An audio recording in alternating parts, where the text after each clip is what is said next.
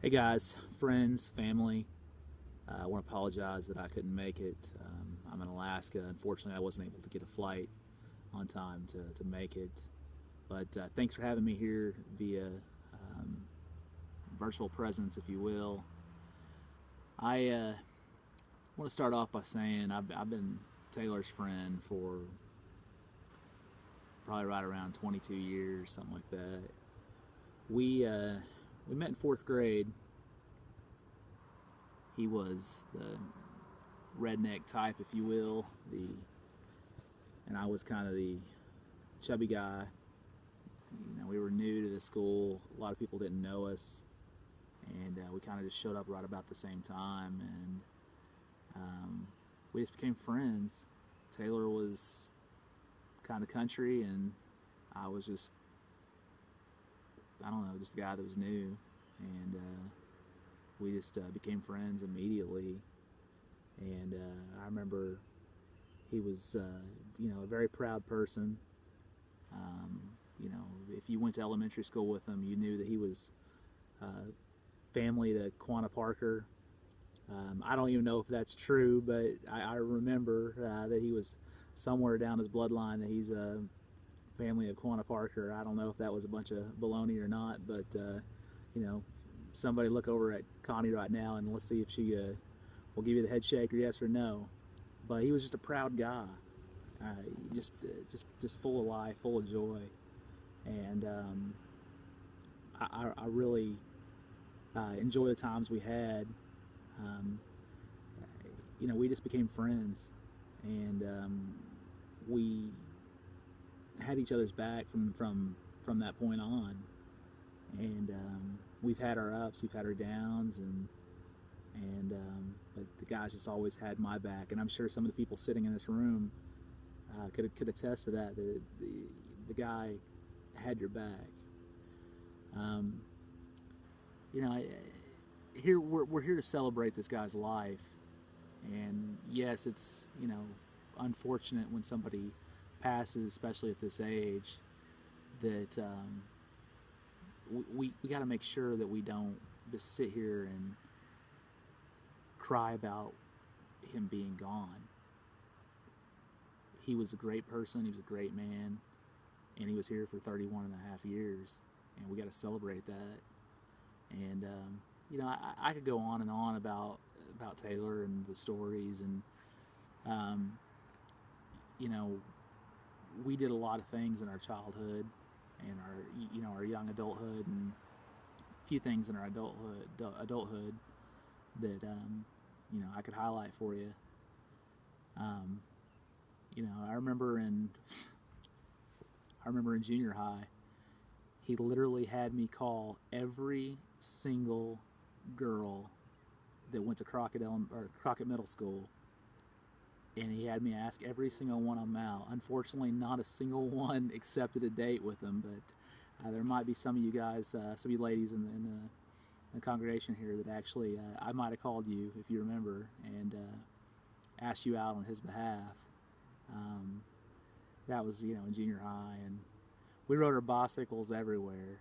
Um, there was times where we would get on our bicycles after school or on a Sunday or just whenever. We would be back till sundown.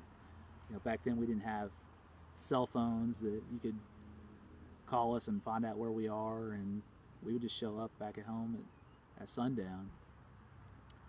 Um, Taylor introduced me to one of my favorite foods. Some of you guys might not know what SOS stands for, but you can probably do your own research on SOS. But I never heard of SOS until I actually had dinner over at the Chapman's house, and it was some really really good stuff. And it was that's just a little thing that Taylor taught me. Um, Taylor taught me how to shoot. Um, he taught me how to hunt. Even had a little bit teaching me how to fish. Guy was a hell of an outdoorsman. Loved to hunt. Loved to shoot. Um, loved to fish. Um, we had a lot of good times. I'm going to read through my notes here, and let's see here. You know, we did some pig hunting throughout the years. It reminds me of one time that we were down in Seymour at Meemaw's house, Sammy's house, Meemaw's, and we were out hunting, and we came in that night and had some of those awesome mashed potatoes that Meemaw makes, and some other stuff. I think it was chicken fried steak. But afterwards, we went on the back patio. He opened up the back patio, and then there was a possum eating the cat food on Meemaw's patio. And oh my gosh, Taylor grabbed that 22 and a shovel, and he just went to beating on this here possum, and I'll never forget it. I asked Taylor, I said, "Is he dead?" And Taylor goes, "Hell no, he's playing possum." And I think he put a few more rounds into him and then hauled him off out in the pasture. But you know, that's just some of the stories we had. You know, pig hunting and just having fun. And I always looked up to Taylor as, you know, one of my brothers. You know, I never really was the type to say, you know, this is my brother, and you know, stuff like we do in high school, this or junior high. It's my sister, this is my brother, when there's no blood relation. But I never really considered Taylor, you know, a brother in that way. But looking back, he definitely was a brother. You know, I didn't have an older brother, but with Taylor, I really do feel like I had an older brother. Now I look back. Let's see here. You know, some of the other things that we used to do, we used to wrestle with each other. Taylor was real big on wrestling, boxing, and you know, fighting and stuff like that. I mean, there was a lot of times we would wrestle in Connie Myron's living room, and he whooped my butt all the time. And you know, it was just wrestling and sparring around and us being friends. And there was one time that I finally pinned him, and I'll never forget it. It was just so much joy that I finally pinned the great Taylor Chapman in wrestling. So that was a lot of fun. You know, we'd wrestle in the front yard and backyard and wherever, my front yard. But it was a lot of fun, and that can tell you what kind of friendship we had, that we could literally, you know, wrestle with each other, and we just had a lot of fun doing those kind of things. Taylor, he liked to work on cars. I remember him tearing apart that 72 Cutlass in the garage. I'm sure Connie remembers that too, because she didn't have her garage for a couple months. But you know, that was one thing that Taylor liked to do, is he liked old hot rods. He liked to go fast. I remember going out racing with him down some of the drags in Amarillo, and just kind of dodging the police, and just having a good time. But he loved hot rods. I'll never forget when I last hosted him in Fort Worth. I guess it was about a year or so ago, and I had a 69 Camaro, and man, I tell you what, Taylor's eyes just lit up. He loved that car.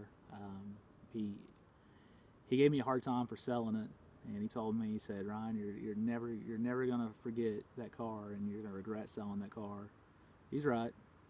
He was absolutely right, and you know, I think that's part of the reason why he never sold his. But he loved that old 72 Cutlass, and I did too. We had a lot of fun in that car. But Taylor, he loved his family, and he loved his friends. And you know, think about the people that are here in this room, and the you know, the way that he touched one another. I'm sure there's a lot of people in this room, and I wish I could see every one of you guys, but he loved us all, and he loved me more than any friend that I've ever had. And you know, it's sad to see somebody go like this, but you know, I can pretty much hear him talking in my head that he would just say, "That's life," and let this be a lesson to us that just to love one another and treat each other with respect, and when there's times that life's hard, remember the good times, and remember the love that you have for the person that's sitting next to you, that's sitting beside you, or even the people across the room that you know and haven't talked to in quite a while. So I ask you guys to really pay attention to each other and love each other, because we're not guaranteed another tomorrow. But anyways, you know, in closing, Taylor was a good man. He really was. He was good family, and had a lot of respect for people, and just an all-around good guy.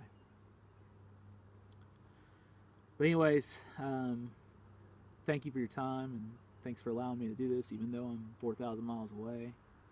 But Myron, Connie, Sammy, the Hambies, thank you for loving me and taking me on as part of the family throughout the years. And God bless you all, and you'll have a good night.